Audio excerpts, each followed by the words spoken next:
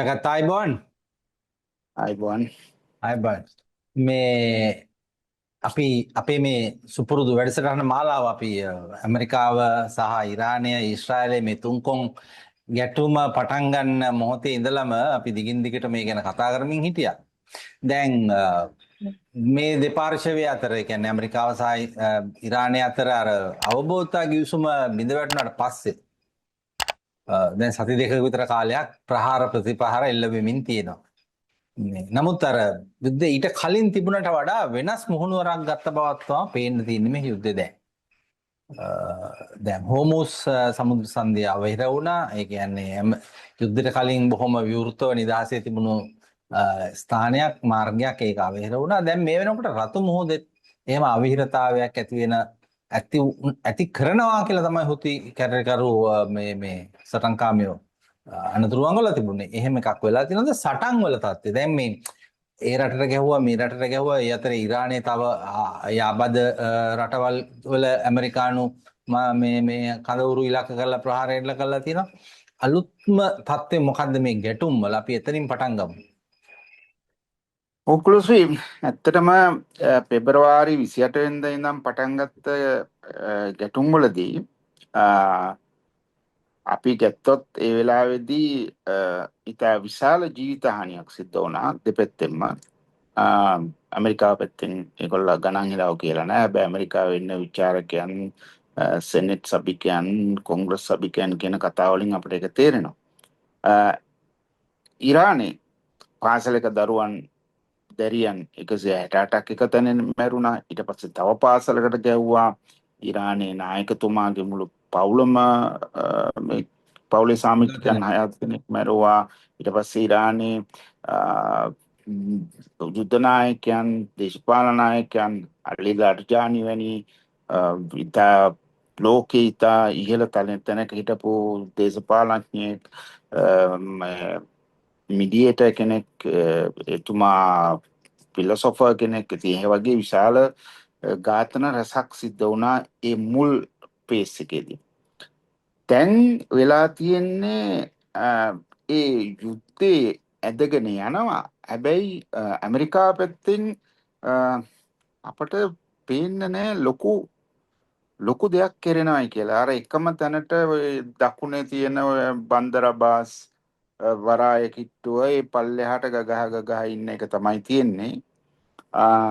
ඉරානීය පැත්තෙන් ඉරානයේ පහර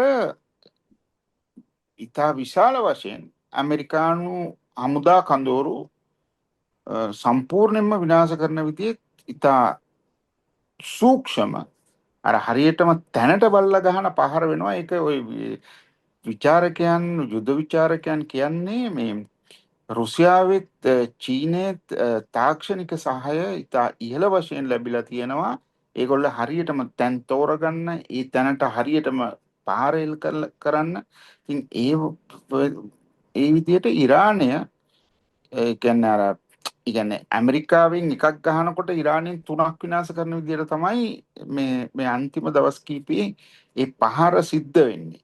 ඒ ප්‍රහාර සිද්ධ වීම තුලින් ඇමරිකාව ලොකු අමාරුවක වැටලා ඉන්නවා. මොකද දැන් ඇමරිකාවේ ඉන්න යුද විශේෂඥයන් මම දැක්ක ඊයේද කොහෙද සෙනෙට් සභිකයෙක් අහනවා යුද ලේකම්වරයාගෙන් එක්සෙට්කින්, දැන් ඔයාලා කිව්වනේ මේ ඉරානයේ ඔක්කොම නියුක්ලියර් ප්‍රෝග්‍රෑම් එක ඉවරයි, රොකට් ප්‍රෝග්‍රෑම් එක ඉවරයි, දැන් කොහොමද ඉරානය ආපහු ගන්නේ කියලා.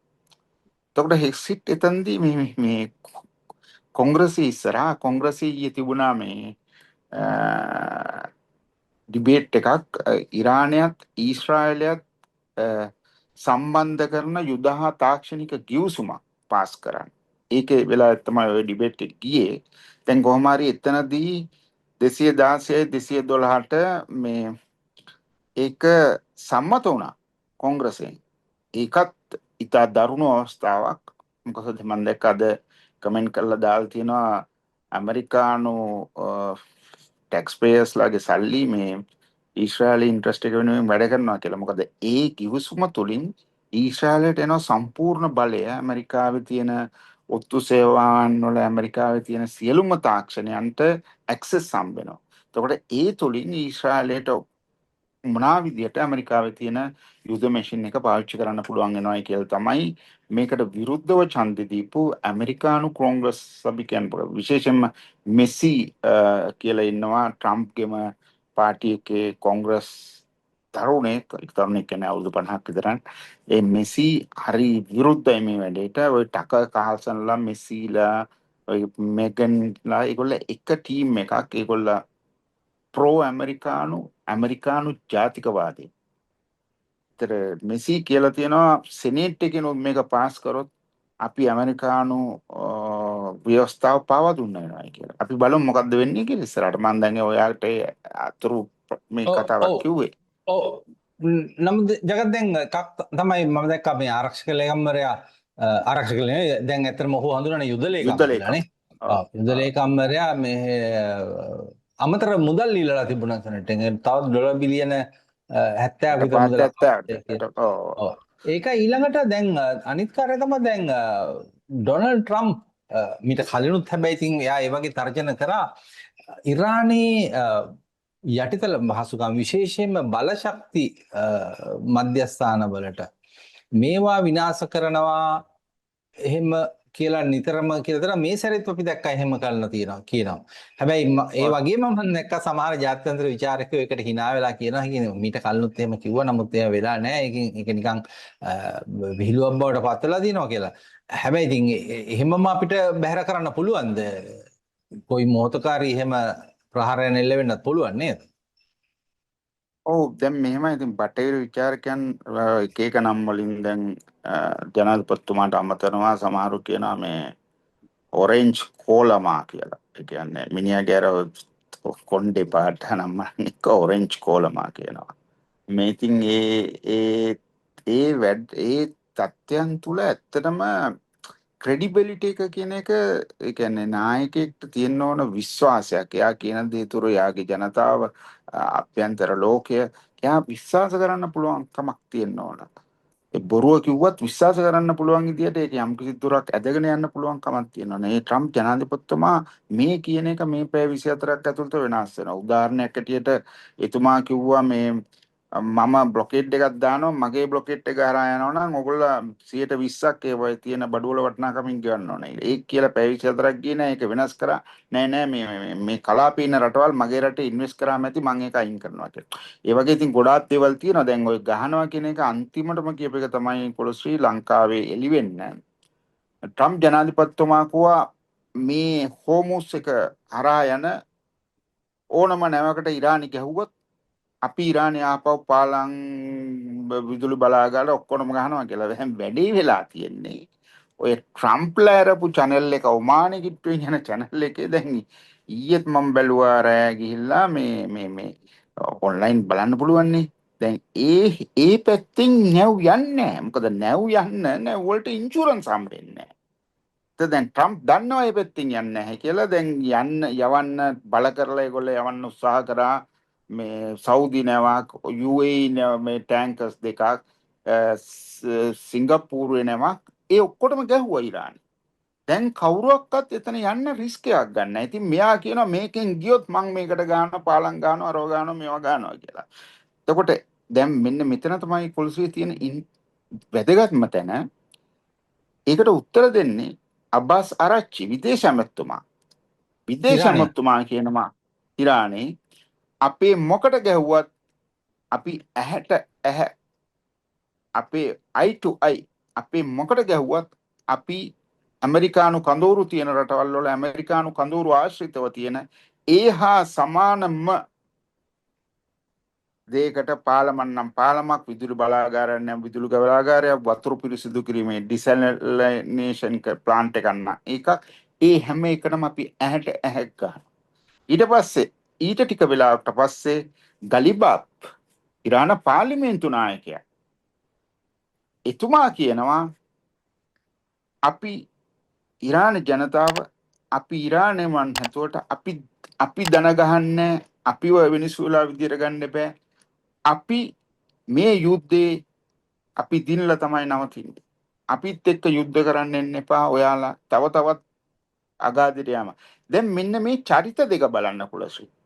මේ චරිත දෙක තමයි ඩිප්ලොමැටික් පීස්ෆුල් සොලියුෂන් එකකට ඇඩ්වොකේට් කරේ MOU එක සම්පූර්ණම ගලිබාෆුයි අබ්බාසුයි ඒ කියන ඉරානුවන් දෙදෙනා විසින් තමයි වැඩියෙන්ම අපි දැක්කේ මේකට මහන්සි වෙලා වැඩ කරේ. දැන් මේ ඩිප්ලොමැටික් සොලියුෂන් එකට හිටපු මිනිස්සුත් අද IRGC එකටත් එහා ගිහිල්ලා යුතුවාදීන් වුණා. ඒ ඇමරිකාව තියෙන මේ පාවාදීමේ ප්‍රතිපත්තිය. ඕක හරි ලස්සනට කිව්වා සර්ගේ ලව්රොෆ් ඇමතුමා. ඇමරිකාව රිලයබල් නැහැ කිව්වා කිසිම ඇග්‍රීමන්ට් එකක් අස්සම් කරන්න. American leaders are not reliable to go for the agreement. ලව්රොෆ් ඇමතුමා කිව්වේ මේ සුමාන දෙකකට ඉස්සෙල්ලා. ඒකම ඉරානයේ නායකයා මුස්තෆා කමිනී කියලා තිබුණා. ඇමරිකානු නායකයාගේ කිසිම අස්සනක් අපිට විශ්වාස කරන්න බෑ කියලා. ඒතකොට මෙන්න මේ தත්ත්වයට අද ඇමරිකාව විසින්ම තමන්ගේ රට ගෙනලා තියෙනවා සාමය වෙනුවෙන් කතා කරන මිනිස්සුන්ගේ தත්ත්වයක් ශූන්‍ය කරලා අද ඒ මිනිස්සුන්ටත් වෙලා තියෙන යුද පැත්ත ගන්න. ඉතින් මෙන්න මේක හරි දරුණුම තැනක් පොළසු. මේ දැන් ඇමරිකාවේ මම දැක්කා දැන් ඔබ මේ අපේ වැඩසටහනකදී මීට කලින් සඳහන් කරපු කාරණයක් මේ සතියේ නැවත මතුවලා තිබුණා. මම දැක්කා ජාත්‍යන්තර මාධ්‍යවල වොෂින්ටන් පෝස්ට් පොතත් වාර්තා කරා කියලා තිබුණා මේ ඇමරිකාවට මේ ආයුධවල හිගයක් ඇති වෙලා තියෙනවා එහෙම කියලා. ඒ කියන්නේ සහ ආර්ථිකයේ ප්‍රශ්නත් අපි කතා කරලා තියෙනවා ඇමරිකාවේ. ඇමරිකාව යුද්ධමය වශයෙන් සහ ආර්ථිකම වශයෙන් එහෙම දුර්වල වුණාට ඇමරිකාව වෙනත් උපක්‍රම පාවිච්චි කරමින් ඉන්න බවක් පේනවා. දැන් ඔවුන් සෞදියත් එක්ක න්‍යෂ්ටික ගිවිසුමකට එළඹුණා පෞගේ දවසක. ඒක එළඹුණා හෝ එළඹෙන්න සූදානමින් ඉන්නවා කියලා තමයි දැනගන්නේ. පරණ තිබුණු සාකච්ඡාවක් සෞදියත් එක්ක මේ න්‍යෂ්ටික වැඩසටහන සංවර්ධනය කිරීම සඳහා ඒක වේගවත් කරන්න ඉක්මන් කරන්න සූදානම් වෙලා තිනවා. ඒ කියන්නේ ඇමරිකාව වෙනත් විදිහකට සෞදි රජයත් තමන්ගේ ආයුධයක් හැටියට පාවිච්චි කරන්න උත්සාහ කරනවා වගේ නේද? එතකොට එකෙන් පේන්නේ කියන්නේ අපිට එහෙමම මොකද අර ආයුධ නැති වෙලා දුර්වල වුණාට වෙනත් උපක්‍රමات පාවිච්චි කරන බවක් පේන්න තියෙනවා නේද? ඔව් කුලශ්‍රී දැන් මෙහෙමයි. දැන් ඇමරිකානු ජනාධිපතිතුමා පළමුවෙන්ම යා ව්‍යාපාරිකයෙක්. එතුමාගේ පලන දුර කාලයේදී තමයි සෞදි අරාබියාව ඔය ඉල්ලීම කරන්නේ. අපට න්‍යෂ්ටික බල ශක්තිය දෙන්න කියලා. එතකොට එතුමාගේ පලන දුර කාලේ ඉවර වෙනවා. ඒ ගැන සාකච්ඡා පටන් ගන්න ඉස්සෙල්ලා. ට්‍රම්ප් ජනාධිපති විදියට පත් වෙලා මුලින්ම ආපු මිඩල් ඊස්ට් සංචාරයේදී ඔය කටාර් සෞදි UAE ඔය රටවල් මේ ට්‍රිලියන් ගණන් ඩොලර් ඉන්වෙස්ට්මන්ට් පොරොන්දු වුණා ඇමරිකාවට. එතෙන්දී සෞදි අරාබියාව කෝ අපි මේ වලත් එක්ක මේ වැඩසටහන් වලට එන්නේ මෙන්න මේ අපට න්‍යෂ්ටික බලය ලබා දෙන ඇග්‍රීමන්ට් එකට එන්න කියලා. ඔතනදී ඊශ්‍රායලය තමයි ලොකුම විදියට මේක හෝල්ඩ් කරන් හිටියේ. ඊශ්‍රායල් ලොබි එක.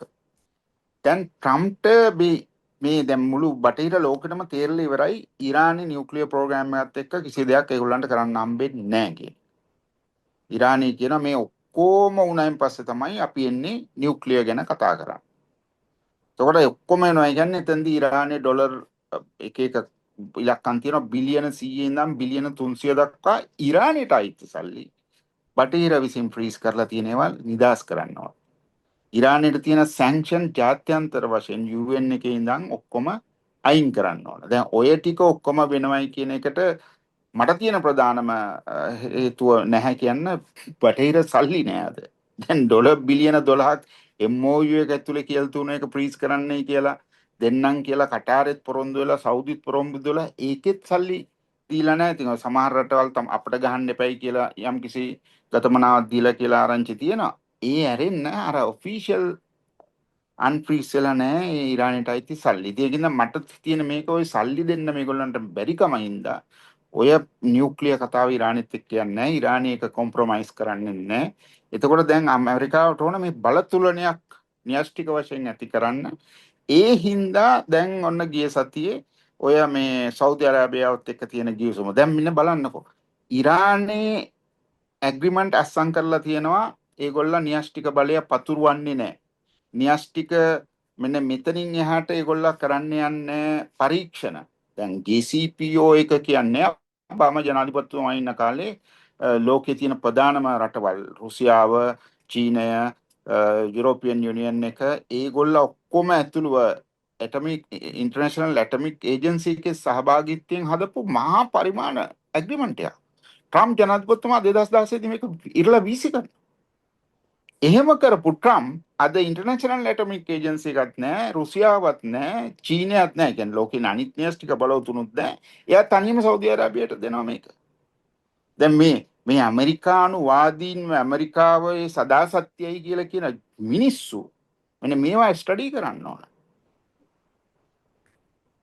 එතකොට හැබැයි ඉතින් ඒ එහාට සෞදි අරාබියත් එක ඒක කියන්නේ නම් සිවිල් න්‍යෂ්ටික වැඩසටහනක් කියලා තමයි කියන්නේ. මොක ගියත් ඉන්ටර්නැෂනල් ඇටමික් ඒජන්සි එක හරහා එයාලා දැනුවත් කරලා ඒගොල්ලන්ගේ සහභාගීත්වයෙන් ඒගොල්ල ගිහිල්ලා මේ දැන් ඔය ඊශ්‍රායලයේ ප්‍රශ්න වෙලා තින්නේ. ඊශ්‍රායලයේ නියුක්ලියර් ටෙස්ටිං කරේ බොගෝතාගේ ආණ්ඩුව තියෙනකොට දකුණු අප්‍රිකාව තහනම් වෙලා තියෙන කාලේ. දකුණු අප්‍රිකාවේ තමයි ඊශ්‍රායලය ඉස්සෙල්ලාම නියුක්ලියර් ටෙස්ටිං කරේ. එතකොට දකුණු අප්‍රිකාවේ කරලා ගෙනල්ලා ඊශ්‍රායලයේ ඔය ඩිමෝන් කියන නගරයේ ආශ්‍රිතව සම්පූර්ණ නියුක්ලියර් සිටි එකක් තියෙනවා. ටෙස්ටිං කරනවා. හැබැයි ඉරානයේ කිසිම ඇග්‍රීමන්ට් එකකට ජාත්‍යන්තර වශයෙන් ඇවිල්ලා නැහැ. ඒ ඇමරිකාවේ බලපෑම ඇමරිකාවේ මේක අනුව ඔක්කොම ඔය වගේ දරුණු වැඩ කරන්නේ කොලේ වහලා. දැන් ඒක තමයි දැන් සෞදි අරාබියට කරන්නේ. ජාත්‍යන්තරයේ සහභාගීත්වය නැහැ ඇමරිකාව තනියම කරන්නේ. ඒක හරි වැරදි වැඩක්. දැන් මේ අපි කතා කරා යුද්ධ දැන් මේ ජාත්‍යන්තර විචාරක හැම කෙනෙක්ම වගේ වැඩසටහන අපි දකින දේ තමයි මේ යුද්ධය ටිකක් මහා පරිමාණ යුද්ධයක් බවට පරිවර්තනය වෙමින් තියෙනවා කියන එක. දැන් අපිට තුනත් ඒක බැලු බැලමට පේනවා දැන් මම අර කලින් සඳහන් කරා වගේ හෝමූස් වල ඒ සැපයුම් මාර්ගය අවහිර වුණා. දැන් රතු මුහුදෙත් එහෙම තත්ත්වයක් මතුවලා තියෙනවානේ. ඒකත් එක්ක ආර්ථිකයටත් ලොකු බලපෑමක් මීට වඩා දැනටත් වඩා තිබුණට වඩා බලපෑමක් එන්න පුළුවන්. රතු මුහුදේ තත්ත්වය මොකද්ද ජගත්? හුතිවරුත් දැන් පළවෙනි අධීරේ සම්බන්ධ වුන්නේ නැහැ යුද්ධෙට ලොකුවට. නමුත් දැන් ඔවුනුත් සක්‍රිය වෙලා ඉන්නවා. ඔව් කුලශ්‍රී හැමනිතරම ඔය අන්සාර් අල්ලා හූති කියන කට්ටිය අන්සාර් අල්ලා සංවිධානය.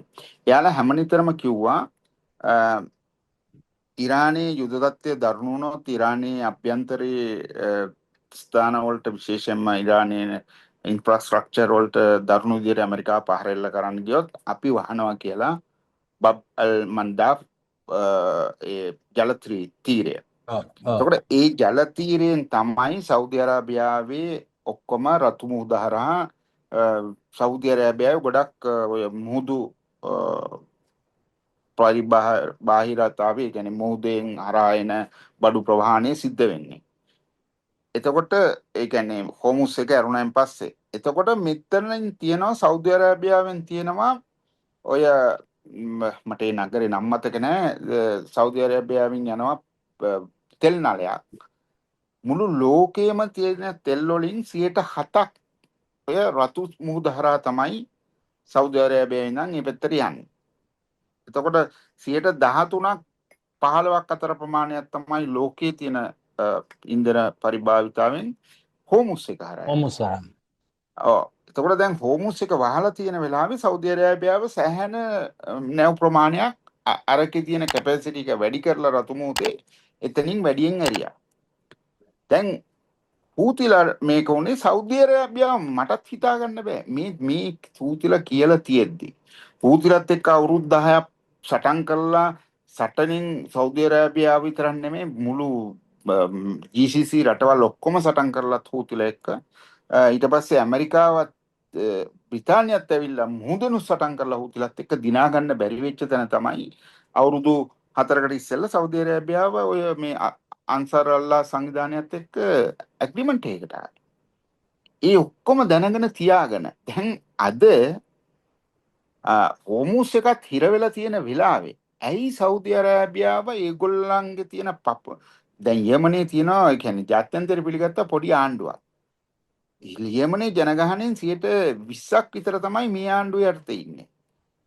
75ක් 80ක් ඉන්නේ අන්සාර් අල්ලා පාලනය කරන කලාපේ. යමන ජනතාව.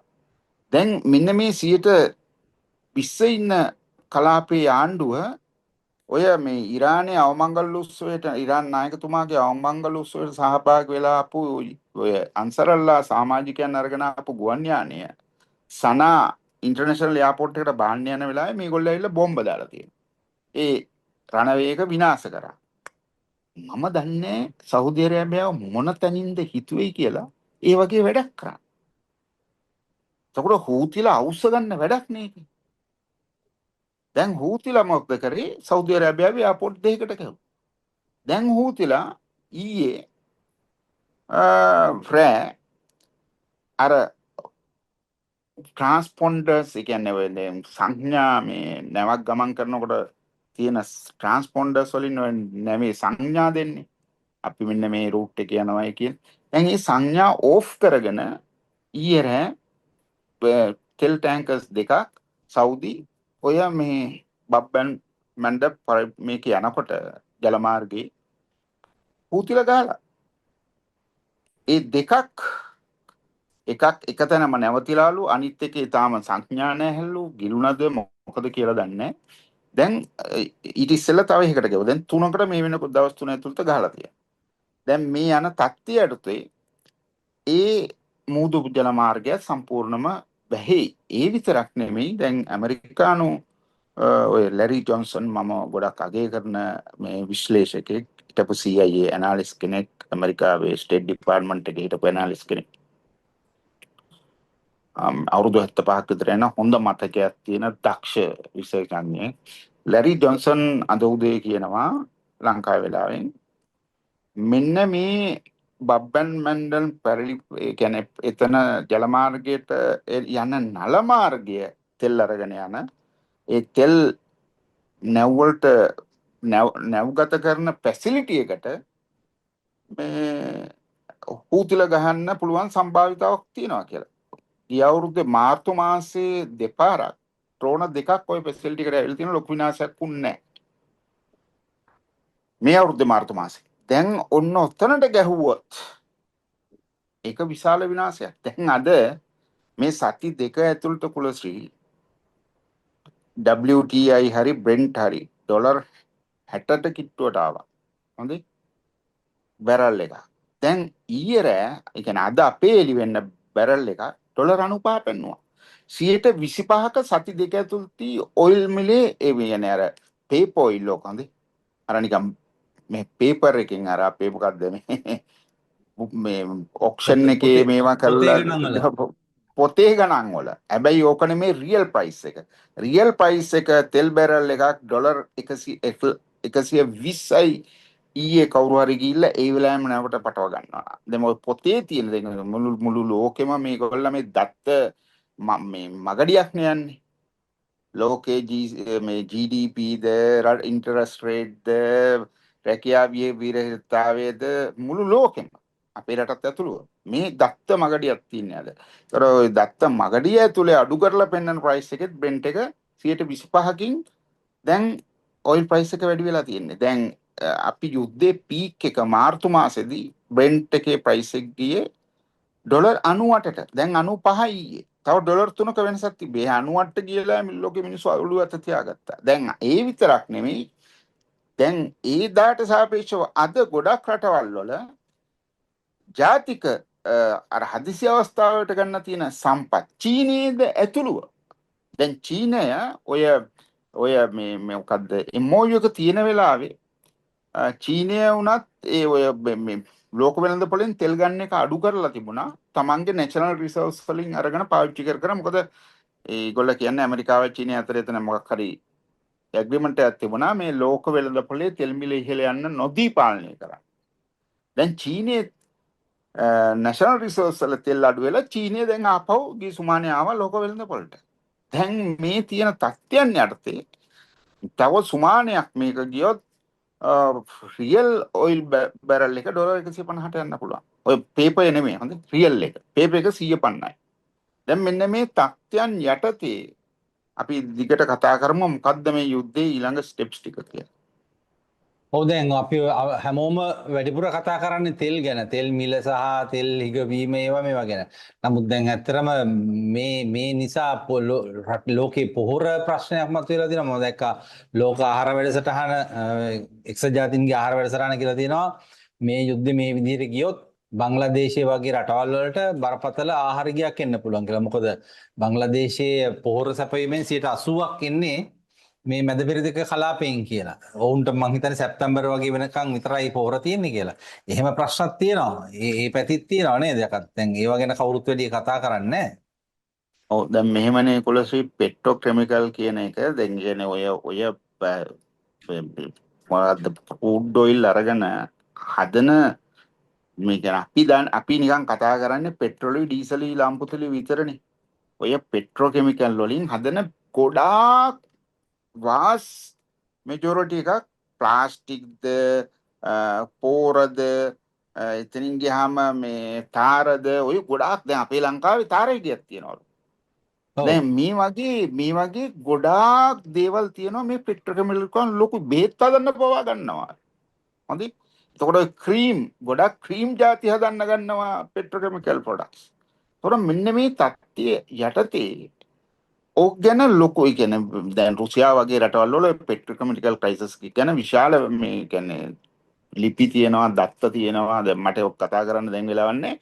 දැන් ඒකනේ කුලශ්‍රී මම ඔය පෝර හිගය ගැන අපි කතා කරේ කවද්ද අපි මේ යුද්ධ පටන් ගත්ත මුල් දවසේ ඉඳන් කතා කරා. ඔය නිව්යෝර්ක් ටයිම්ස් එකේ කියපු කතාව විතරක් නෙමෙයි අපි පෙබරවාරි 26 වෙනිදා කිව්වා මේ යුද්ධයට ට්‍රම්ප්ට යන්න බෑ ට්‍රම්ප් ගියොත් එන කන්සික්වන්සස් ට්‍රම්ප්වත් අද දන්නේ නැහැ කියලා.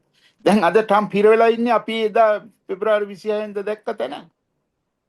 ඒකට ඒ කියන්නේ මට මේ දත්ත රුසියානු භාෂාවේ දැනුමත් එක්ක රුසියාවේ තියෙන ඇක්සස් එක්ක මම ওই වගේ දත්ත ගොඩක් විලාසෙන් දැකලා අපි මේක ફોකස් කරා. ඒ ફોකාස්ට් එක හැබැයි කවුරුවක්වත් ඒව ගන්න නැහැ සීරියස්. මොකද අද වෙලා තියෙන්නේ අද ඊළඟ ලොකුම විපත් සමාජයේ මිනිස්සු කියවන්නේ බොහොම ෂෝට් මැසේජස්. දිගට කියවන්නේ දැනුම ගන්න දැනුම හොයාගෙන යන්න. ඒක අපි වෙනම ප්‍රෝග්‍රෑම් එකක් කරමු ප්‍රෝග්‍රෑම් සීරීස් එකක් කරන්න පුළුවන් කුල්සේ. දැන් තියෙන තත්ත්වය සහ ගොඩක් දෙනෙක් අහන්න කැමති තමන් කැමති දේවල්. තමන් විශ්වාස කරන පිළිගන්න දෙයක් තියෙනවා නම් ඒ වගේ දේවල් තමයි වැඩිපුර අහන්න කැමති. එහෙම ප්‍රශ්නයක් තියෙනවා. ඔව් ඒ කට්ටිය මැනිපියුලේට් කරලා තියෙනවා මේ තැනකට හිර කරලා තියෙනවා කියන එකත් ඒගොල්ලෝ දන්නේ නැහැ. අර බුදුහාමුදුරුවෝ කියලා තියෙනවා තියෙන ලොකුම අනතුරක් තමයි Taman නොදන්නා බව නොදන්නේ. ඉතින් මේ වගේ දේවල් එක්ක තමයි දැන් අපිට ජීවත් වෙන්න වෙලා තියෙන්නේ. ඒ කොහොමත් ඔබගේ ප්‍රශ්නෙට පිළිතුර ලෝකයේ මේ බබන් මල්ඩම් එකත් හෝමුස් එකත් එකම වැහුණොත් කුලශ්‍රී මේ සමර් එක ඉවරනකොට ගොඩක් රටවල් වලට තමන්ගේ ගෝවිතැන් කරන්න හම්බෙන්නේ නැහැ. රුසියාවෙත් දැන් ප්‍රධාන තෙල් පිරිපහදු කීපයකට ගහලා තියෙනවා. රුසියාවෙත් ගොඩක් තැන්වල පෝර නිෂ්පාදනයේ අඩාලතාවයක් තියෙනවා. රුසියාව සමර් එක ඉවරනකම් ගොඩක් පෝර වර්ග එක්ස්පෝර්ට් කරන එක තහනම් කරලා තියෙනවා. තමන්ගේ රටේ ගෝවිතැන් කරන්න ඕනේ. ඉතින් මේක ලෝකෙ ලොකු පෝරහිගයක් එන්න පුළුවන්. පෝරහිගයේ ඊළඟ ස්ටෙප් එක තමයි මේ කියන සුපර් එල්නීනෝ එකක් ආවොත් අනිවාර්යයෙන්ම විචාරකයන් විශාල වශයෙන් මතපල කරනවා අර ග්‍රේට් ડિප්‍රෙෂන් එක 2019 ඉඳන් 2030 ගණන් වෙනකන් ලෝකෙ තිබිච්ච ග්‍රේට් ඩිප්‍රෙෂන් එක. එහෙමත් නැත්තම් අපි අපේ කුඩා කාලේ ඔබගේ මගේ කුඩා කාලේ අපට පුරුදුයි 1970 ගණන් වල අපි පාම් පොලිමේ හිටියා හාල් පොළු තිබුණා අපේ රටේ. ඒ හැමෝම මිනිස්සු බැන්නේ වෙලාවේ සිරිමා බණ්ඩාරනායක මැතිණිගේ ආණ්ඩුවට. හැබැයි මම විශ්ලේෂණයක් කරා ඇනාලිසිස් එකක් කරා ඒ වෙලාවෙත් 1974 ඉඳන් ලෝකෙ තිබිලා තියෙන ලොකු දරුණු නියගයක් එල්නීනෝ එකක් සුපර් එල්නීනෝ එකක්. ඒ වගේම 1973 ලෝක එනර්ජි ක්‍රයිසිස් එකේ ප්‍රතිඵලයක් හැටියට මුළු ලෝකෙම පෝරහිගයක් තිබිලා තියෙනවා. එතකොට එන්නේ මේ දෙකේ එකතුවම තමයි අදත් තියෙනවා එනර්ජි ක්‍රයිසිස් එකක්. අදත් එන්න තියෙනවා එල් නීනෝ එකක්.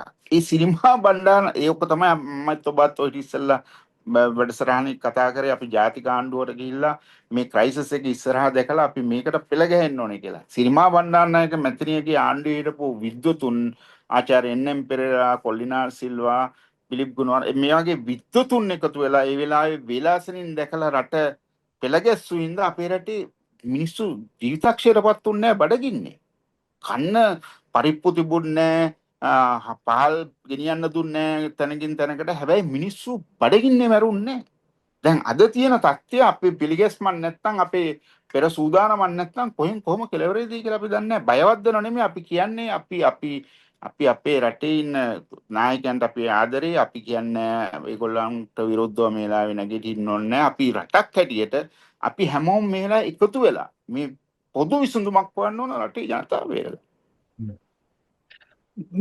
ජගත් දැන් මේ ඉරානය විනාශ කිරීම ඒකනේ ඇත්තටම අරමුණ තියෙන්නේ තිබුණේ. ඒතර ඒ සඳහා ඊශ්‍රායලයට තමයි අවශ්‍යතාවය වැඩිපුර තියෙන්නේ. ඒතර ඒකට ඇමරිකාවත් ඇඳගෙන තමයි මේ යුද්ධය පටන් ගත්තේ. හැබැයි දැන් අර MOU එක, ඒ කියන්නේ සමහර විදේශ විචාරකයෝ නම් මේක අඳුරනවා, ඒ කියන්නේ memorandum of understanding නෙවෙයි, memorandum of not understanding කියලා. misunderstanding. එතකොට මේ කොහොම හරි ඒ ගිවිසුම බිඳ වැටෙනුවන් පස්සේ දැන් සති දෙකක විතර ආසන්න කාලයක මේ ගැටුම් ඇති වුණාට ඊශ්‍රායලය එහෙම ඉරානය වෙත ප්‍රහාර එල්ල කරපු බවක් එහෙම වාර්තා වුණේ නැහැ. ඊශ්‍රායලය නිහඬයිද? ඊශ්‍රායලයේ අභ්‍යන්තර කටයුතු පිළිබඳ ඇමතුමා ඊයේ කියලා තිබුණා මේ ඉරානයේ ඇමරිකාවයි මේ යුද්ධ කරන එකට අපට වාසියි කියලා. අපි පැත්තක. ඒගොල්ලෝ යුද්ධ කරන එක අපට වාසියි. ඒ ඇත්ත తত্ত্বය. ඊශ්‍රායලයේ අවශ්‍යතාවය ඉරානය විනාශ කරවීම. ඉරානය අඩු ගානේ බෙලෙහින කිරීම. ඇමරිකාවයි ඉරානය ගහගෙන මේක වෙනකොට පැටලෙව්වේ ඊශ්‍රායලයේ ගිහිල්ලා දැන් මේ දෙකොල්ල අරගෙන යනවා. අරගොල්ල පැත්තක වෙලා ඉන්නවා. එතන ඉරානය පැත්තෙන් මම දකිනවා ඉරානය මේක ටැක්ටිකලි පාවිච්චි කරනවා. ඉරානය දැන් ඊශ්‍රායලයයි ලෙබනනයයි ඇමරිකාවේ බැඳියත් වීමෙන් ආවා MOU එකට. දැන් ඉරානයේ පාර්ලිමේන්තු නායකතුමා ගලිබා එතුමා කියලා තිබුණා MOU එක අත්සන් කරන වෙලාවේ අපි මේ MOU එකට යන්න ප්‍රධාන හේතුවක් තමයි අපේ සහෝදර ලෙබනනේ ඉන්න ජනතාවගේ තලාපෙලා පිළිම් වලින් ඊශ්‍රායලයෙන් බේරගන්න. මොකද ඒගොල්ලන්ගේ MOU එකේ ප්‍රථම කන්ඩිෂන් එකක් ඔක්කොම ෆ්‍රොන්ට්ස් වල යුද්ධ නවත්තන්න ඕන ඊශ්‍රායලයේ ලෙබනනේ කරන එකද ඇතුළුව. ඒකට දැන් MOU එකක් එතන තියෙන හින්දා ඉරානය ඊශ්‍රායලයට ගහන්න යන්නේ නැහැ. මොකද ගැහුවට ඊශ්‍රායල කියලා ගහන්නේ ලෙබනනේට. ඊළඟ එක තමයි කුලශ්‍රී අපි හැමෝම දන්න එකක් සැප්තැම්බර් මාසේ ඊශ්‍රායලයේ ඡන්දය තියෙනවා. නෙතනියාහු අගමැතිතුමා රට ඇතුලේ ප්‍රශ්න ගොඩකට ඉන්නේ. ඔය යුද්ධ ඔක්කොම පටන් ගන්න ඉස්සෙල්ලා ඉඳන් රටේ ලොකු පිකට් තොගයක් ගෙව්වා. මොකද ඊශ්‍රායලයේ තියෙන අධිකරණ නීති නෙතනියාහු ගොඩක් වෙනස් කරන්න ගත්තා. ඒකට මුළු ඊශ්‍රායලම ජනතාව විරුද්ධව නැගිට්ටා. ස්ට්‍රයික්ස් තිබුණා, පෙළපාලි තිබුණා. දැන් මේවත් එක්ක ඉන්නකොට තමයි නෙතනියාහු යුද්ධ වලට ගියේ. ඔය මේ කියන්නේ මේ අවුරුද්දට ඉස්සෙල්ලා ගිය අවුරුද්දේ ඉරානෙත් එක්ක දවස් 12 යුද්ධේ ඒම කරේ නෙතනියාහු මේ යුද්ධයකට ගිහිල්ලා ප්‍රශ්න අභ්‍යන්තර ප්‍රශ්න වලින් එළියට යනවා. දැන් ඉරානය දන්නවා දැන් නෙතනියාහුට හරි අවශ්‍යයි ඡන්දෙන් ඉස්සෙල්ලා යුද්ධයක්. එතකොට තමයි යාට යම්කිසි chance එකක් තියෙන්නේ මේ ඡන්දෙ තියලා ගන්න. ඉරානයේකින්ද සමහර විචාරකයන් කියනවා මමත් ඒ ගැන අධ්‍යයනයක් කරලා මටත් ඇවිල්ලා තියෙන මතයක් තමයි ඉරානයේ purposely මේ සැප්තැම්බර් වල ඊශ්‍රායලයේ ජනතාවටම නෙතනියාහුගේ මොකක්ද ඒකට කියන්නේ නෙතනියාහුගේ ෆේට් එක නෙතනියාහුගේ දෛවය තීරණය කරන්න බලාගෙන ඉන්න වගක් තමයි අපට පේන්නේ. එතකොට මෙන්න මේ தත්ත්වය යටතේ දැන් නෙතනියාහු ලබන සුමානේ ට්‍රම්ප් ජනාධිපතිතුමා හම්බෙන්න දැන් යා සුමාන දෙකක් තිස්සේ උත්සාහ කරන ට්‍රම්ප් හම්බෙන්න. එතනින් කල්දදා ඉන්න දැන් ලබන සුමානේ නෙතනියාහු යනවලු ඇමරිකාවට. ගිහිල්ලා නෙතනියාහුව යාගේ ඊශ්‍රායල් ලොබි එකත් එක්ක සියොන්වාදීන් එකතු වෙලා මොකක් හරි බලපෑමක් ට්‍රම්ප්ට කරන්න පුළුවන්. ට්‍රම්ප් මොකක් හරි මේ කියන්නේ මේ යුද්ධය අවුලන්න. දැන් ඊයේ ට්‍රම්ප් ජනාධිපතිතුමා කියනවා මට බොබ් මේ හොමුස් එක අවශ්‍ය නැහැ. හොමුස් එක අපට අදාළ නැහැ. හැබැයි මිනිහාගේ රටේ පම්ප් එකේ තෙල් යනවා, ගෑස් ප්‍රයිස් එක යනවා. හැබැයි හොමුස් එක යට අදාළ නැහැ.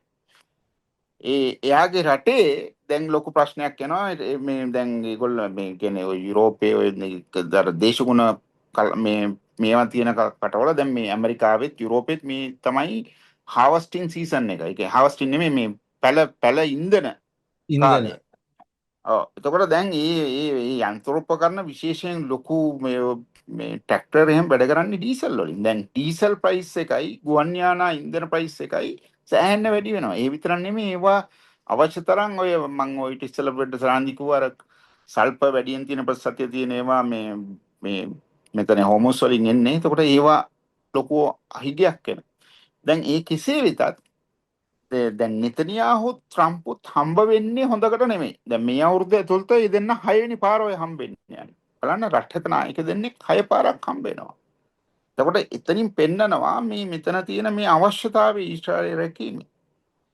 දැන් නිව්යෝක් මේයා කියලා තිබුණා ට්‍රම්ප් මේ නෙතනියාහු නිව්යෝක් වලට આવත් ඇරෙස්ට් කරනවා කියලා. ට්‍රම්ප් උඩින්ම ඕඩර් එකක් දෙනවා ඔයා එහෙම ඇරෙස්ට් කරන්න බෑ නෙතනියාහු මේම කෙනෙක් අර ඒවයි මේමයි කියලා. දැන් එතකොට දැන් අපේ රටවල් වල මතකනේ අර යුද්ධය කරපු නායකයන්ට දැන් මේ පොඩි ඒජන්සි හරහා UN එකේ UNHCR හරහා එන බලපෑම්.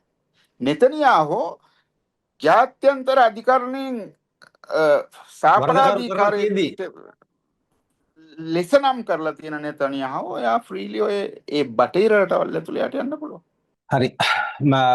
ජගත් දැන් යුද්ධයේ වල තත්ත්වය ඉතින් ඕක තමයි. යුද්ධ ඒවයි තීව්‍රතාවය අඩු වෙනවා වැඩි වෙනවා. කොහොම වෙතත් සාමය සඳහා දැන් අර මූලික වෙච්ච අවසාන විසඳුමක් සඳහා වන මූලික පියවර හැටියට ඉරානය සහ ඇමරිකාව අතර ගිවිසුමක් අත්සන් කෙරුණානේ.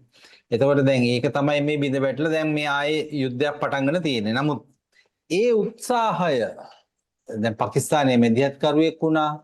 පාකිස්තානයත් මේ සති දෙක ඇතුළත මුකුත් ප්‍රකාශයක් කරා එහෙම කියලා නැහැ. මම දැක්කා මේ මාකෝ රූබියෝ මේ ඇමරිකානු රාජ්‍ය ලේකම්වරයා. ඔහු කියලා තිබ්බා මේ ටෙහෙරානයට කිසිම උනන්දුවක් නැහැ මේ සාකච්ඡා පටන් ගන්න කියලා. ඔහු ඉරානයේ පැත්තට තමයි චෝදනාව මේ ඇඟිල්ල දික් කරලා තිබුණේ. ඒ උත්සාහයන් මොනවා හරි තියනවාද මොකද තත්ත්වය? පාකිස්තානයෙන් ප්‍රතිචාරයකුත් අපි දැක්කේ නැහැ. ඔව් දැන් පැය භාගයට ඉස්සෙල්ලා මාකෝ රුබියෝ හම්බුණා සර්ගේ ලව්රොව්. එතනදී මාධ්‍යවේදීන් අහන ප්‍රශ්නයක් මාකෝ රුබියෝ මුමුණනවා. එතකොට සර්ගේ ලව්රොව් කියනවා මම පොඩ්ඩක් හයියෙන් කියන්න කියලා. ඒ කියන්නේ දැන් එයාලන්ට දෙන්න උත්තර නෑ හරි විදියට ප්‍රශ්න අහුවොත් ඒගොල්ලෝ හිර වෙනවා. එතකොට ගිය සුමානේ ඉරාන ඩෙලිගේෂන් දෙකක් ගියා ඉස්ලාමාබාද් වලට. ඉස්සෙල්ලා ගියා ඉරානයේ අභ්‍යන්තර කටයුතු පිළිබඳ අමාත්‍යවරයා ඉතා ඉහළින් පිළිගන්නවා අපි දැක්කා. අස්වාරෝකයන් පවා දාලා. ඊට පස්සේ අබාස් ආරච්චි ඉරානයත් ඉස්ලාමාබාදයත් අතර ඒ සාකච්ඡා ඒගොල්ලන් සිදු වෙමින් පවතිනවා. උලස්රි ඉරානය දැන් මම ඊයේ පෙරදා ඉරානය ගැන ගැඹුරු ලිපියක් කියුවා. මේ රුසියාවේ ඉන්න ඉතා ප්‍රසිද්ධ ආචාර්යවරයෙක් ඉරානය පිළිබඳව කියන්නේ ආසියාව පිළිබඳ විශේෂඥතුමියක්. එතුමා ලියන 2015 දී ඔය මරුණු අල් ලර්ජානි ඉරානයේ හිටපු ඉහළම නායකයෙක්. මැරෙනලා එතුමා ඉරාන ආරක්ෂක මණ්ඩලයේ ප්‍රධානියා. ඊට ඉස්සෙල්ලා 2015 දී එතුමා හිටපු ඉරාන පාර්ලිමේන්තුවේ ප්‍රධානියා. හෙන්රි කීසින්ජර් ඇමරිකාවේ හිටපු ශ්‍රේෂ්ඨම ජාත්‍යන්තර කටයුතු පිළිබඳ ජාත්‍යන්තර කටයුතු පිළිබඳ විශේෂඥයා එතුමා හම්බෙලා ඒ කතා කරපු දවසක් මම දැක්කා. එතකොට මේ ඉරානය හැමදාම බලාපොරොත්තු වෙන්නේ සාමකාමීව තමන්ගේ පාඩුවේ තමන් ස්වෛරී රාජ්‍යයක් හැටියට. දැන් මේ ලෝකේ තියෙන ප්‍රශ්නේ ඇමරිකාවට දැන් ඔතන තියෙන ප්‍රශ්නය ඔය හෝමූස් එක ගිලිහි යෑම. හෝමූස් එක ගිලිහි යෑමේ ප්‍රශ්නය වෙන්නේ පෙට්‍රෝ ඩොලර් එක නැතිවීම. දැන් ඔය ට්‍රම්ප් කිව්වට මට හෝමූස් අදාළ නැහැ කියලා ට්‍රම්ප්ට වැඩියම අදාළ හෝමූස් එක. ඒතකොට මෙන්න මේ தත්ත්වයේ යටතේ ඔය මාර්කෝ රුබියෝලා ඒ ලොකු තීරණ ගන්න කට්ටිය නෙමෙයි. යාලා අර තීරණ මේ අපේ රටවල් වල සමහර ඇමතිවරු වගේ කවෙන් හරියන තීරණයක් කියන එක විතරයි කරන්නේ. ඒගොල්ලෝ ප්‍රවර්ලෙන් එක විතරයි වෙන්නේ. එතකොට මෙතන තියෙන්නේ ඉරානයද, රුසියාවද, චීනයද, නෝර්ත් කොරියාවද මේවා කුලසී ස්වාධීන රටවල්. දැන් මේ ඇමරිකානු ගැතිකමේ ඩොලර් එකට ගැතිකමේ IMF එකේ න්‍යාය පත්‍රයට ජීවත් වෙන රටවල් අපේ සමහර අසල්වැසි රටවල්ද ලෝකේ ලොකුම බලවල් කියාගන්න. ඒ රටවල් වලට බෑ ස්වාධීන තීරණ ගන්න. එතකොට ඉරානය පෙනී සිටින්නේ තමන්ගේ ස්වාධිපත්‍ය සහ ස්වෛරීභාවය වෙනුවෙන්.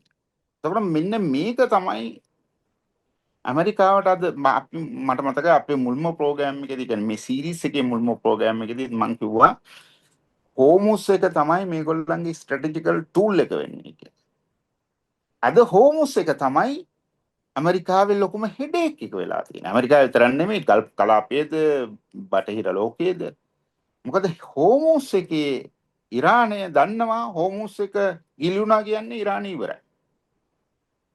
ඉරානය හෝමුස් එක වෙනුවෙන් අන්තිම මොහොත දක්වා අන්තිම සොල්දාදුව දක්වා පෙනී හිටියා. එතකොට මෙන්න මේ தත්ත්වයේ යටතේ ඉරානය නෙගෝසියේෂන්ස් වලට කැමති. MOU එක ඇතුළේ තුනේ දවස් 8ක ඇමරිකාව ට්‍රම්ප් ජනාධිපතිතුමා මේ උස්සලා පෙන්නලා අස්සම් කරලා කිව්වා මම මේකට අස්සම් කරේ මුළු ලෝකෙම ආර්ථිකය මේක නොකරොත් නට්ටම් වෙනවා මම ඒක අස්සම් කරේ කියලා. එහෙම කියපු ට්‍රම්ප් ඇමරිකාවට ගියන් පස්සේ මේ ඔය සියොන්වාදීන්ගේ බලපෑම් එක්ක ආපහු මේ යුද්ධෙට එනවා. ඒ මම කියන එකක් නෙමෙයි. මේ ඇමරිකාවේ ඉන්න ප්‍රධාන සෙනේට්වරු, ඇමරිකාවේ ඉන්න කොංග්‍රස්මන්ලා, ඇමරිකාවේ ඉන්න මේ කියන්නේ ජනමතය මෙහෙවන ටකර් කාල්සන්ලා වගේ කට්ටිය තමයි කියන්නේ මේ සියොන්වාදීන්ගේ බලපෑම් හින්දායි ඇමරිකාවේ ඉන්ට්‍රස් එක හින්දා නෙමෙයි ට්‍රම්ප් යුද්ධයට යන්නේ කියලා. ඇමරිකාවේ මේ යුද්ධයට සහයෝගය දෙන ප්‍රතිශතය 30%කටත් අඩුයි අද. ඒ කියන්නේ ඇමරිකාවෙන්ම කරලා තියෙන සමීක්ෂණ වලින්. එතකොට මෙන්න මේ තත්ත්වයේ යටතේ MOU එක ඇමරිකාව තමයි ඉස්සෙල්ලාම MOU එක කඩ කරේ. MOU එකේ තියෙන කන්ඩිෂන්ස් එකින් එක අපිට ගන්න පුළුවන් තේරුමක් නැහැ. දැන් ඔය පස්වෙනි කන්ඩිෂන් එකේ තිබුණේ දවස් 60 ඇතුලේ මේ හෝමුස් එකේ ආරක්ෂාවත් හෝමුස් එකේ ගමනාගමනය සහතික කරනවායි කියලා ඉරානය විසින්. ඒ දවස් 60 ඇතුළත කිසිම වෙළඳ නෞකාවකින් හෝ යාත්‍රාවකින් ඉරානය කිසිම අයිතිරීමක් කරන්නේ කියලා. දවස් 60 ඉවර වෙනකොට ඉරානයත් ඔමානයත් සහයෝගීව මොකද මේ දෙක තමයි ඔය මුදු කලාපය බෙදෙන්නේ ඇත්තටම මේ රටවල් දෙකට.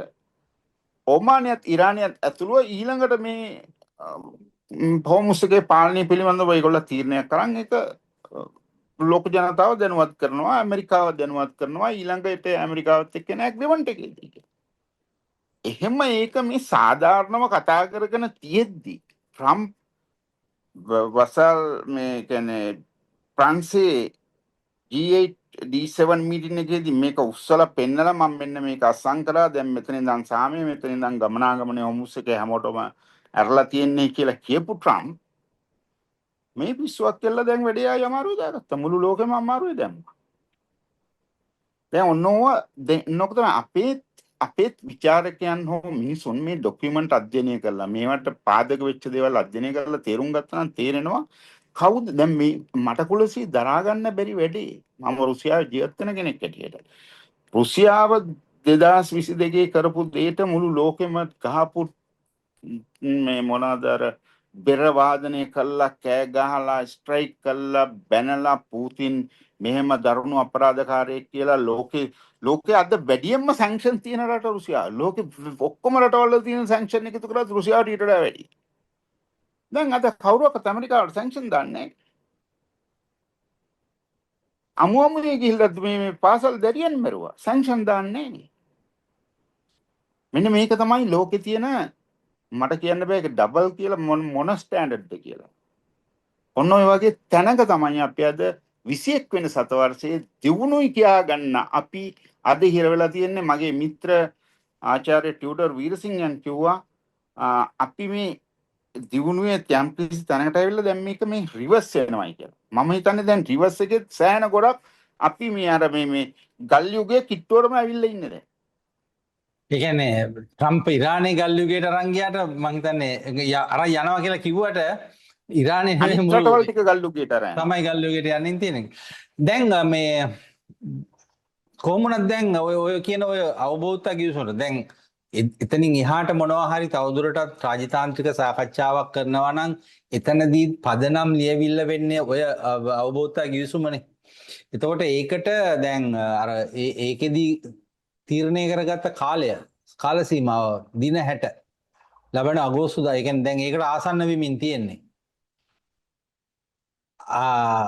ජගත් අදහසක් තියනවාද අපි හිතමු අගෝස්තු 17 වෙනකනුත් මේ ගැටුම් මෙහෙම ගියාට පස්සේ එක්කෝ මේ ගිවිසුම ඉබේම අවසි වෙලා මේක ගැටුමින්ම ඉවර වෙන්න යයිද නැත්නම් නැවත මොකක් හරි අලුත් ඩෙවලොප්මන්ට් එකකට මම කියන්නේ සාමකාමීව මේක විසඳා ගැනීම සඳහා මොනවද තියෙන අවස්ථාවන් එවැනි තත්ත්වයකට ඇත්තටම? මෙහෙමයි කුලස්වි යුද්ධෙන් ඉවර වෙනවා කියන්නේ ඒක දරුණුම තැනකට යයි කවුරු හරි නියුක්ස් පාවිච්චි කරනවා. න්‍යෂ්ටිකාවි. ඒ ඇරෙන්න යුද්ධයක ඉවරවීමක් මම දකින්නේ නැහැ. න්‍යෂ්ටිකාවි පාවිච්චි කළත් අද ඉවරවීමක් වෙන්නේ නැහැ. මොකද න්‍යෂ්ටිකාවි දැන් මෙතන පාවිච්චි කරොත් පාකිස්තානයේ මොකක් කරයිද? නෝත් කොරියාව මොකක්ද කරයිද? අපි ඒව දන්නේ නැහැ. ඒකින්ද න්‍යෂ්ටිකාවි පාවිච්චි කරලත් ඉවරවීමක් වෙයිද කියලා හිතා ගන්න බෑ.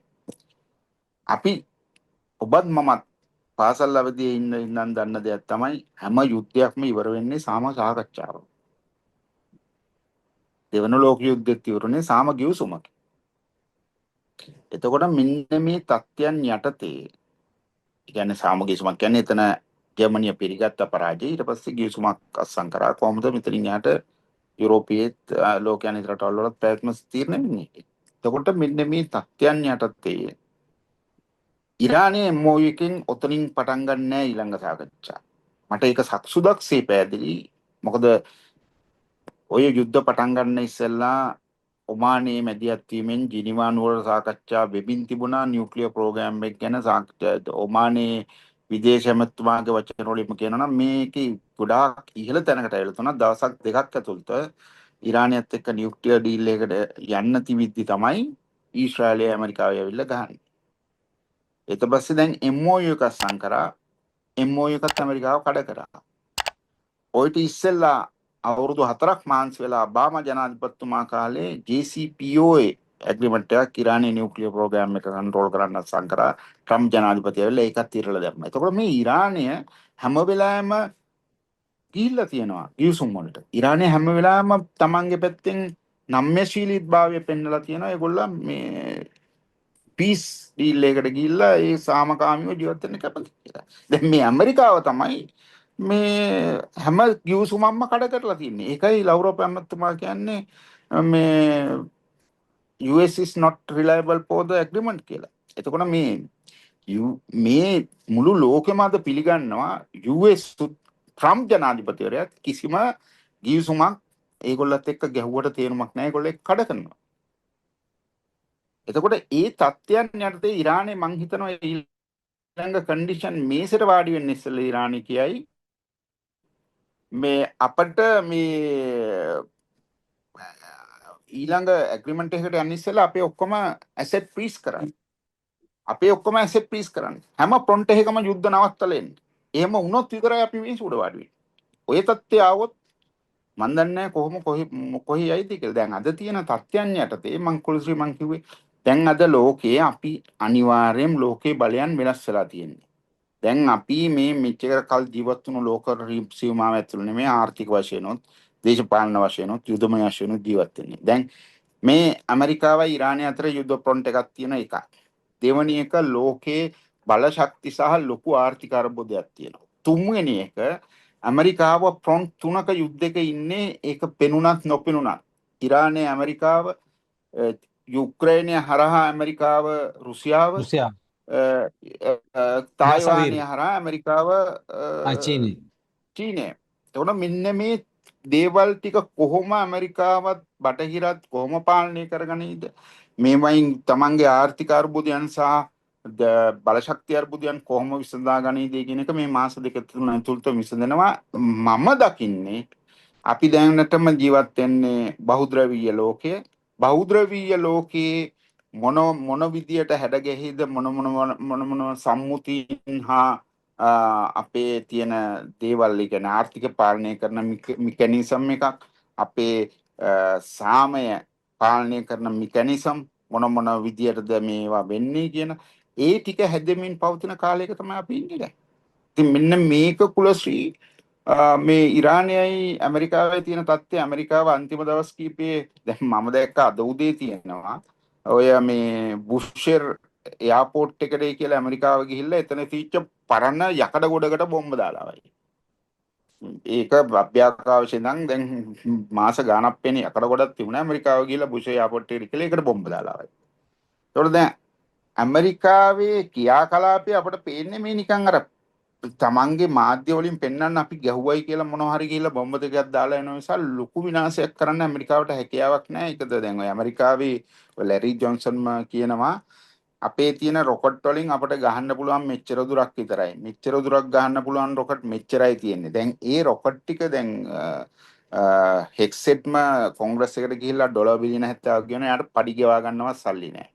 මිනිස්සුන්ට ඒ කලාපේ ඉන්න නැවියන්ට කන්න දෙන්න විදියක් නැහැ. දැන් මේ ඩිසැලිනේෂන් ප්ලාන්ට්ස් බහරේනේ ඒගොල්ලන්ගේ ප්‍රධානම මේ නාවික හමුදා සප්ලයි මධ්‍යස්ථානයේ තිබුණේ බහරේනයට ගහලා බහරේනේ විදුලි බලය විනාශ කරලා දැන් ඊයේ ඉඳන් කුවේටයේ විදුලි බලය විටින් විට දෙන්නේ මිනිස්සුන්ට. කුවේටයේ මිනිස්සුන්ට වතුර නැහැ. එතකොට මෙන්න මේ තත්ත්වයන් ඇමරිකානු හමුදාවන්ටත් බලපානවා. ඒ තත්ත්වයන් වල ඉන්න. ඒගොල්ලන්ට වතුර නැහැ, AC වැඩ කරන්නේ මේ 100ට සෙල්සියස් අංශක 50ක් එළියේ උෂ්ණත්වය. එතකොට මෙන්න මේ තත්ත්වයන් යටතේ ඇමරිකානු හමුදාව ඉන්නේ ගොඩක් දරුණු තැනක කුලශ්‍රී. එතකොට මේ යුද්ධය තවදුරටත් පවත්වාගෙන යාමට නොහිකිතාවයක් තියෙනවයි කියලා ඇමරිකාවේ ඉන්න විශේෂඥයන් කියනවා. ඉතින් මේක හින්දා මං හිතන්නේ ට්‍රම්ප් දැන් බලාගෙන ඉන්නේ කොහොමද මම මේක අකුල ගන්නේ කියලා. අර කියන්නේ මග සිටියොත් තෝනසී ගෙදරනි ගියොත් අඹුනසී කියන තැන තමයි දැන් අද ට්‍රම්ප් හිරෙලා ඉන්නේ. හරි මේ එහෙමනම් ජගත් අපි බලමු ට්‍රම්ප් කොහොමද ගැලවෙන්නේ. ඒ කියන්නේ දැන් මුළු ලෝකෙම පිළිඅරන් තියෙනවා මං හිතන්නේ අර තව ටික දෙනෙක් ඉතින් අර ඇමරිකාව ගැන අන්ධ විශ්වාසයක් තියෙන අය හිතනවා දැන් සමහර වෙලාවට අපේ වැඩසටහනටත් ඔය කමෙන්ට්ස් දාන අයම කියනවා ඇමරිකාව ඇවිල්ලා මේ ඉරානයට එක බෝම්බ දෙයක් දැම්මනම් ඔක්කොම ඉවරයි වගේ කියලා.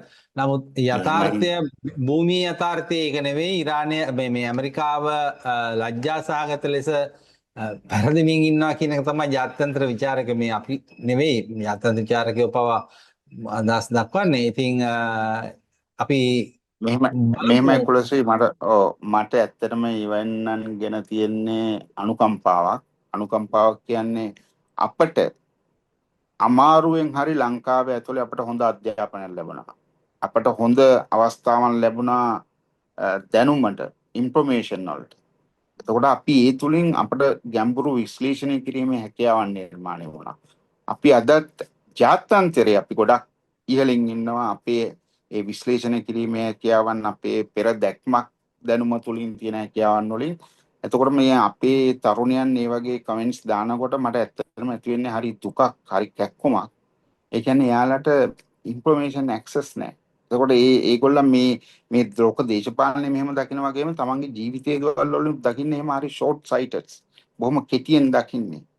එතකොට අන්න ඒක ඇත්තටම මට ලාංකිකයෙක් හැටියට මොකද සිංහලෙන් ගොඩක් කමෙන්ට් ලියන්නේ මට ඉතින් හරි දුකක් වේදනාවක් තියෙන්නේ මේ අපි මෙන්න මේ දැනුමින් මෙන්න මේ විශ්ලේෂණය කිරීමෙන් පියන් අපි කොච්චර පල්ලෙහාට වැටලාද කියන්නේ.